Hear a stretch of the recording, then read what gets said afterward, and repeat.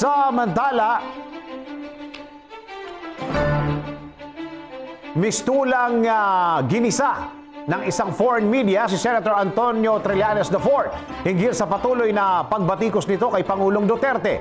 Kung ano ang mga itinanong kay Senator Trillanes at kung paano niya ito'y sinagot. Alamin natin sa report ni RHO9, Sunny Casulia. Ginisa ng isang miyembro ng foreign media ang pambabatikos ni Senator Antonio Trillanes IV kay Pangulong Duterte. Bahagyang nagkasagutan sina Stephen Zucker ng BBC at Trillanes sa kanyang panayam sa programang Hard Talk.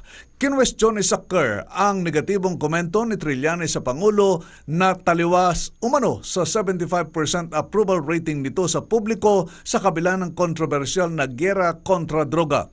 Giit pa ni Zucker kung mga Western politician anya ang makakakuha ng parehong ratings ng Pangulong Duterte ay ito na ang magiging pinakamasayang araw ng politiko.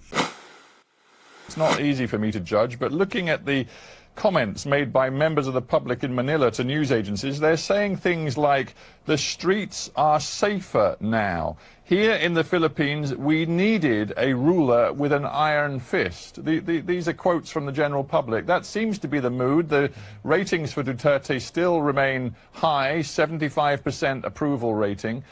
I'm just wondering whether your comments, which are constantly negative, are out of tune with ordinary Filipino opinion.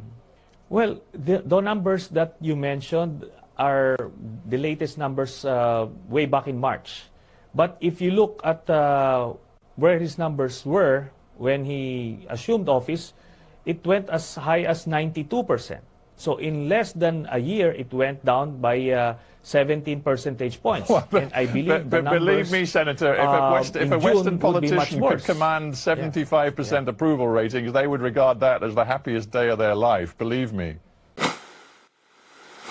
Hindi naman nagpatinag si Trillanes at nanindigang bumuo si Pangulong Duterte ng Philippine Death Squad na responsable sa nagaganap na extrajudicial killing sa bansa. Isa sa namumuno sa PDS ayon kay Trillanes ay si Superintendent Marvin Marcos, ang opisyal ng PNP na nasa likod umano ng pagpatay kay Alvera Leyte Mayor Rolando Espinosa na isinasangkot sa illegal na droga noong November 2016. Sa impormasyong nakuha ni Trillanes, mga kaklase ni Marcos sa Class 96 na aktibo sa PNP ang nagpapatupad ng EJK.